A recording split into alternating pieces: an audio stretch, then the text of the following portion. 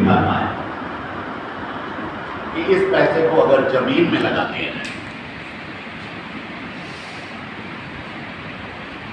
कुछ लोगों ने जो बहुत तकियारूसी विचारों के थे या उस समय लैंड्स की वैल्यूज नहीं उतरी हुआ करती थी, लोग मना करते थे, ये क्या कर रहे हो, बैंक में ज़्यादा सुरक्षित कहीं मरेगा नहीं। लेकिन कुछ लोग जो इनोवेटिव्स होते हैं, जो नया करना चाहते हैं, कोई ना कोई तो पहले कदम रखता है। उन्होंने क्या किया, एक प्लॉट खरीद के मोहन रोड पे डाल दिया। मेरा पूरा फंड का पैसा 10 लाख रुपया मैंने मोहन रोड पे प्लॉट खरीद के डाल दिया। अब इसके आगे बहुत सारे फैक्टर्स काम करते हैं, लेकिन इन्वेस्टमेंट से ही जुड़े रहते हैं, अभी ब्रांचेस में नहीं जाते हैं। तो जब वो पैसा उन्होंने 10 लाख रुपए लगा दिया और 5 साल के बाद जब शर्मा जी फिर दोबारा उन लोगों से मिले जो बैंक में अपना पैसा रखे हुए थे, तो लोगों ने पूछा कि आपने तो पूरा पैसा वहां प्लॉट खरीद लिया था, उधर तो कॉलोनीज बन गई, हाईवेज बन गए, आपको बहुत पैसा हो गया था। उन्होंने बताया कि 10 लाख रुपए का जो खरीदा था वो 1 करोड़ रुपए का हो गया।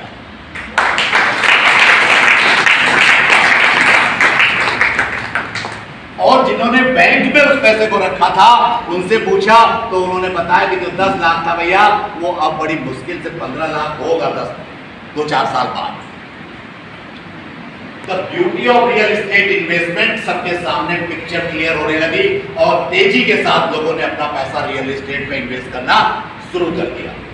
अब बहुत सारे लोगों को उसका टेस्ट लग चुका था, क्योंकि एक प्लॉट खरीदने के बाद पैसा जब 1 करोड़ रुपया अंदर आता है तो संतुष्टि नहीं मिलती है, क्योंकि उस समय 10-5 हजार रुपए 20 हजार रुपए की तनख्वाह में जो आदमी काम करता था, उसने देखा कि 1 साल 1.5 साल और 2 साल मैक्सिमम 3 साल के अंदर इतना बड़ा रिटर्न्स मुझे बिजनेस में मिला।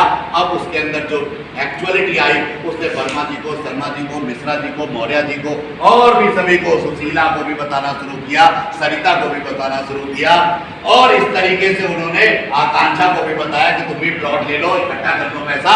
Now the people start investing in the real estate. अब ये बिजनेस तेजी से बूम करने लगा, क्योंकि सबको उसका मजा आ रहा। जो प्रॉपर्टी खरीद रहे थे उनके इन्वेस्टमेंट सही जगह हो रहे थे और उनके पैसे रिटर्न्स बहुत अच्छे आने लगे। जो 10 लाख का खरीदा वो 50 लाख का हो गया। अब 50 लाख वाला बेच करके 10-10 लाख वाले 5 खरीद लिए। इस पूरे व्यापार में एक आम आदमी की आर्थिक स्थिति जमीन से लेकर आसमान तक बदलती चली गई और इसमें बहुत कम टाइम फ्रेम लगा। 5-7 साल में उस आदमी ने गाड़ी भी खरीद लिया, बड़ा सा मकान भी बना लिया और एक अच्छी कॉलोनी में मकान भी ले लिया, बिकॉज उसने किया कुछ नहीं, सिर्फ अपने उस पैसे को सही जगह इन्वेस्ट कर दिया, रियल एस्टेट में लगा दिया। That's the beauty of real estate.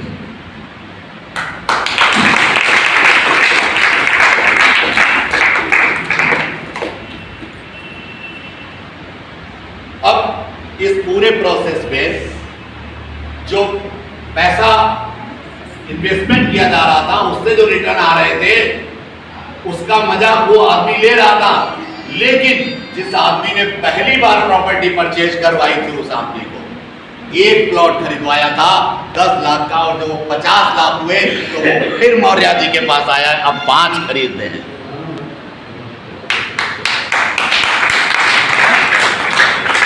Real estate sector के वर्किंग्स जो लोग थे, उनके पास बड़ी बड़ी अपॉर्चुनिटीज आने लगी। अब 1 करोड़ का फार्म हाउस दिलवा दो, कहीं कॉमर्शियल पेट्रोल पंप के लिए दिलवा दो। बहुत तेजी से ये रिक्वायरमेंट्स मार्केट में फैलने लगी और रियल एस्टेट का market day by day groom करता चला गया। फिर लोगों की तरफ से कुछ कमेंट्स आने शुरू हुए। थोड़ा सा टाइम और दूंगा। लोगों की तरफ से कुछ कमेंट्स आने शुरू हुए कि अब तो बहुत सिचुएशंस, बहुत सारे लोग काम करने लगे हैं, बहुत सारे ऑफिसेस खुल गए हैं, बहुत सारी कंपनीज खुल गई हैं।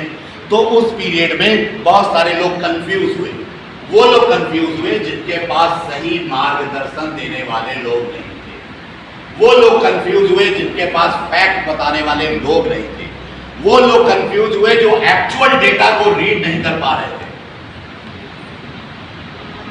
हुआ ये कि इसमें मल्टीपल ग्रोथ में जब पैसा आने लगा, वही कस्टमर आपका लॉयल कस्टमर बन गया और बार बार प्रॉपर्टी खरीदने लगा। दूसरे रेफरेंसेस को भी लाने लगा कि आप चलिए सरिता जी से बात करिए, मैंने प्लॉट लिया था, मेरा पैसा बहुत बढ़ गया, कम इंप्रूव होने लगा। अब लोगों ने कहा कि बहुत लोग काम कर रहे हैं, बहुत सारी साइट है, बहुत सारी कंपनीज हैं, लोग कंफ्यूज होने लगे।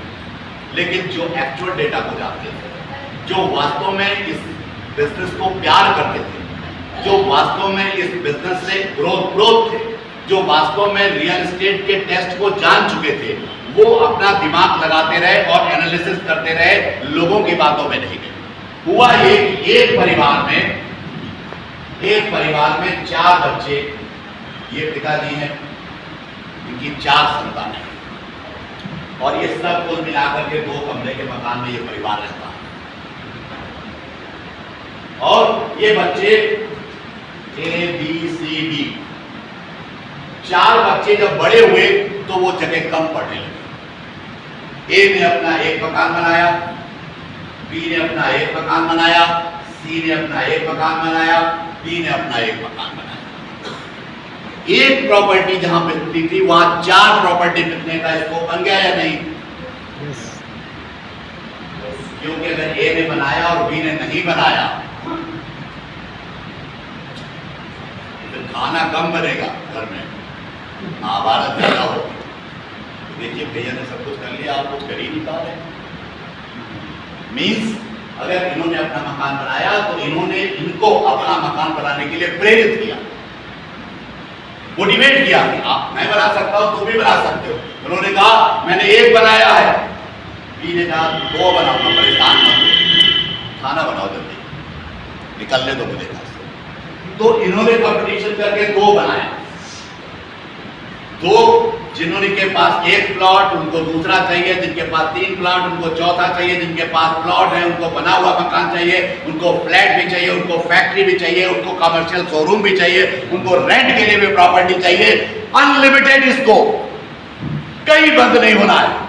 अगर आपके पास 2 मकान है तो आप तीसरा बनाने के लिए आदमी लोन ले रहा है, उधार ले रहा है, और चीजों को बेच रहा है, गाड़ी को, बिकॉज उसको पता है कि अगर रियल एस्टेट में मेरा पैसा लगेगा तो उसकी जो ग्रोथ है वो किसी भी अदर इन्वेस्टमेंट से कई गुना ज्यादा है। राइट और रॉन्ग?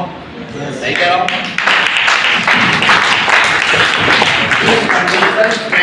बिजनेस के स्कोप बढ़ते चले गए। जितनी प्रॉपर्टी खरीदी और बेची जा रही है उनको जो प्रॉफिट आ रहा है तो आ रहा है, लेकिन उसका सीधा असर, इफेक्ट हम प्रॉपर्टी कंसल्टेंट की लाइफ पर पड़ता है। राइट और रॉन्ग?